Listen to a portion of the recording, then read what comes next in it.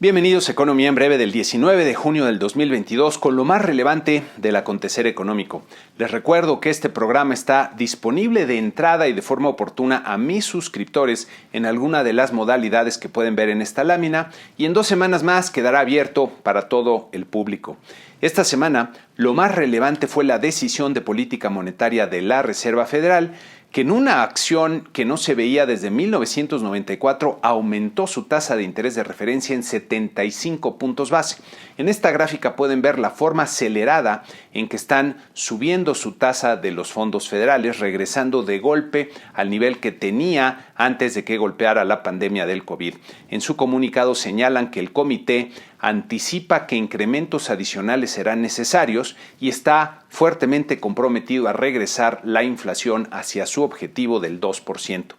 En esta ocasión, la decisión del Fed estuvo acompañada por la revisión de sus pronósticos que podemos ver en este cuadro, con un deterioro generalizado respecto a las proyecciones que presentaron en el mes de marzo. Para el crecimiento del PIB, reducen sus perspectivas para este año y los 2 siguientes a menos del 2%. La tasa de desempleo la aumentan de forma modesta y dejan ver una tendencia ascendente un poco más clara. Para la inflación presentan una fuerte revisión al alza para este año a un nivel de 5.2% para el promedio del cuarto trimestre, mientras que para el 2023 y 2024 presentan menores tasas de inflación que las que tenían previstas en marzo. Lo que más me llama la atención es que su pronóstico para la tasa de fondos federales, que es la principal herramienta de la política monetaria, si bien la suben de forma importante respecto a lo que preveían en marzo pasado, pero a un nivel que no llega al 4% en el 2023 y luego ya va de bajada en el 2024. En esta siguiente gráfica podemos ver la evolución que ha tenido la inflación anual en la línea clara, junto a la tasa de los fondos federales en la línea oscura, que nos sirve de base para preguntarnos si la Reserva Federal de verdad espera contener una inflación no vista en 4 décadas, con una tasa de interés que no llega al 4% y que comienza a descender rápidamente. En su célebre gráfica de los puntitos, donde cada puntito es la opinión de uno de los miembros del Fed respecto al nivel de tasa de interés de referencia al final de cada año, en función de lo que se necesita, se observa que ya para el 2024 se estaría reduciendo dicha tasa. Me parece que la Reserva Federal sigue leyendo la inflación como resultado de un conjunto de choques y disrupciones temporales, ya que solo así se podría anticipar una bajada tan rápida de la inflación y de la tasa de interés. Esa misma lectura es la que ha resultado ser incorrecta con los niveles de inflación que se están observando y que amenazan con enraizarse si los bancos centrales como el Fed no actúan con mayor decisión. Me parece que la Reserva Federal ha reaccionado forzada por las circunstancias para realizar el mayor aumento en su tasa de interés en mucho tiempo, tal vez pensando que con esto ya será suficiente para contener la inflación rampante, pero creo que no está adaptando su mensaje y sus pronósticos conforme se requiere. Me llamó la atención este artículo en Bloomberg de Niall Ferguson, que es uno de los historiadores de la economía y las finanzas, con varios extraordinarios libros publicados, como por ejemplo The Ascent of Money. En este artículo, Ferguson cuestiona sobre todo al actual presidente del Fed, Jerome Powell, diciendo con claridad que Powell no es Paul Volcker. Paul Volcker fue el legendario, diría yo, presidente de la Reserva Federal que logró meter en cintura la inflación a finales de los 70s, principios de los 80s, llevando las tasas de interés casi al 20%. Ferguson menciona que la Fed de Powell ya demostró parpadear ante el poder político a un año de haber sido nombrado por el entonces presidente Trump, y refiere el error que cometieron el año pasado y que varios economistas relevantes como Larry Summers y Olivier Blanchard acusaron y que sigue escuchando argumentos complacientes incluso ahora sobre la naturaleza transitoria del problema. Ferguson señala que si bien es razonable pensar que la inflación alcanzará un pico próximamente, la historia nos enseña que difícilmente regresará a niveles como los que están pronosticando tanto la Fed como el Fondo Monetario Internacional y señala que los modelos de los economistas omiten los eventos impredecibles que usualmente ocurren en lo que llamamos historia.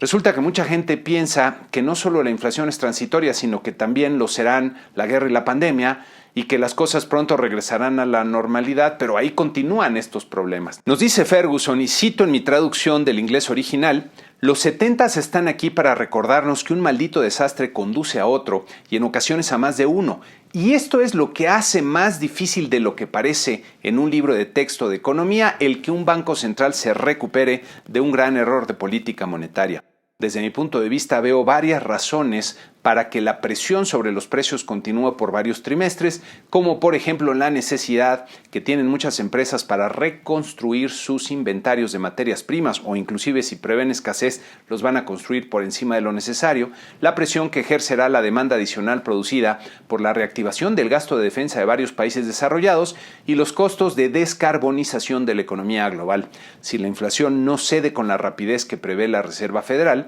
entonces seguirán detrás de la inflación y tendrán que subir su tasa de interés a niveles mucho más altos, diría yo por lo menos del 5%, lo que no está siendo descontado en los mercados con la probabilidad adecuada y lo que los deja vulnerables a los datos de inflación y susceptibles también a seguir observando volatilidad. Por cierto, los mercados financieros han venido reaccionando con fuerza tanto a las sorpresas en la inflación como a la necesidad de una mayor restricción monetaria por parte de los bancos centrales. Esta semana se registraron nuevamente pérdidas generalizadas en los 10 mercados que seguimos y que pueden ver en este cuadro, con el promedio de los 10 cayendo 4.9% en la semana y 14.8% de forma acumulada en el año. De hecho, ya se habla en los medios de un bear market, es decir, un mercado bajista, luego de caídas de 20% en algunos índices, lo que suele ser una señal premonitoria de una recesión económica y por eso genera tanta preocupación. Llama la atención que el índice Nasdaq de empresas tecnológicas sea el que más se ha ajustado,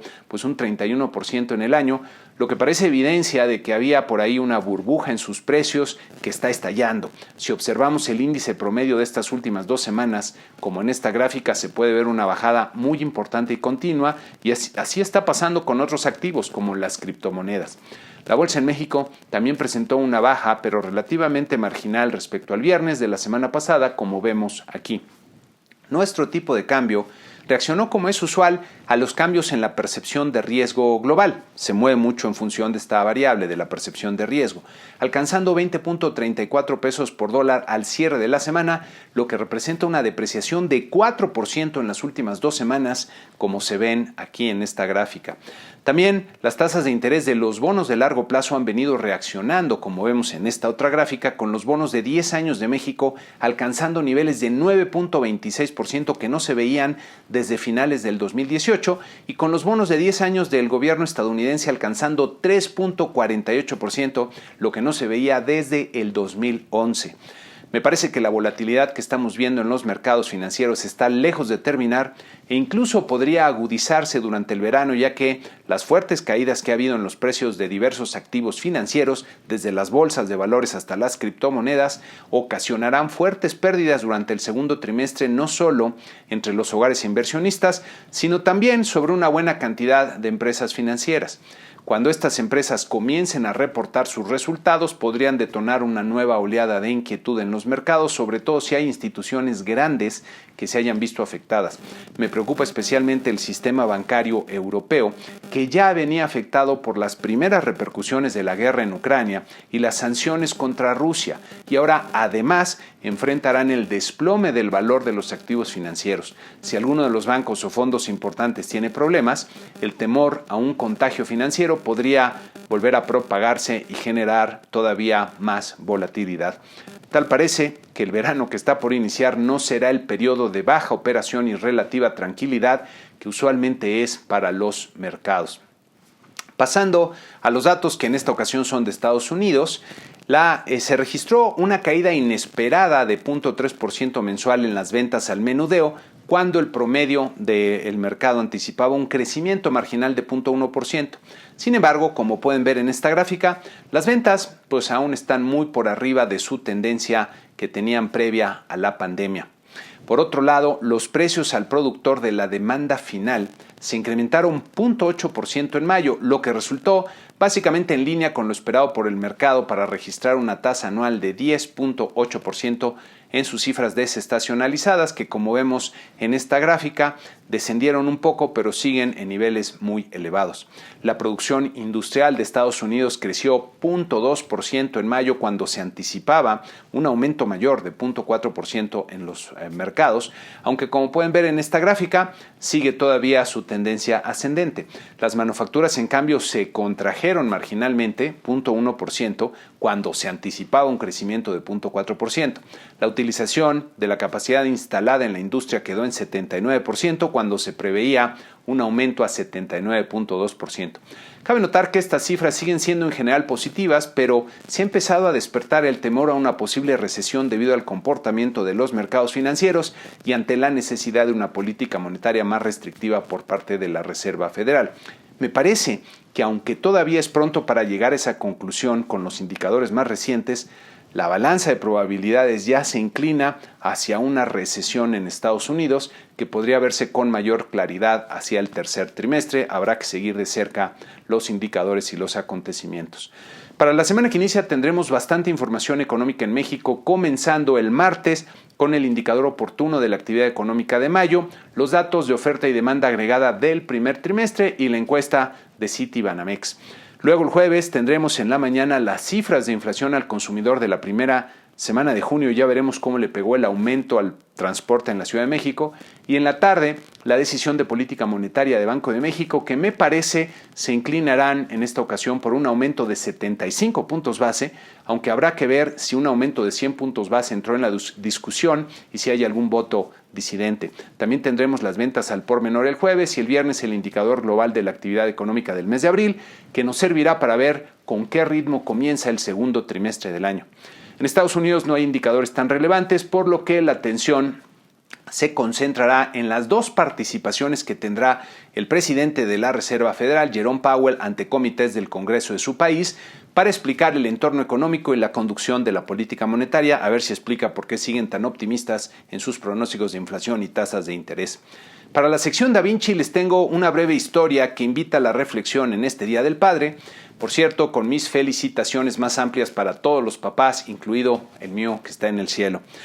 Un papá se encontraba trabajando en casa muy apurado con un reporte que tenía que entregar cuando llega a su hijo pequeño queriendo jugar con él. Para no decirle que no podía, a este papá se le ocurrió tomar una página que vio de una revista donde veía una imagen del mundo que le enseñó a su hijo, partiéndola luego en pedacitos que le dio para ponerle el reto amistoso de arreglar el mundo, de armarlo, y que cuando lo volviera a armar, entonces podría jugar con él. El niño se fue entusiasmado con los pedacitos y con el reto, mientras el papá retomaba su trabajo pensando que esa tarea tendría a su hijo bastante ocupado por un buen tiempo. Ante su sorpresa, el niño regresó a los pocos minutos con el mundo nuevamente unido y armado. Cuando el papá le preguntó cómo había logrado reparar al mundo tan rápido, el niño le contestó inocentemente que se dio cuenta que del otro lado del mundo había una imagen de una mujer y un hombre, y arreglando a la mujer y al hombre, se arregló el mundo solito.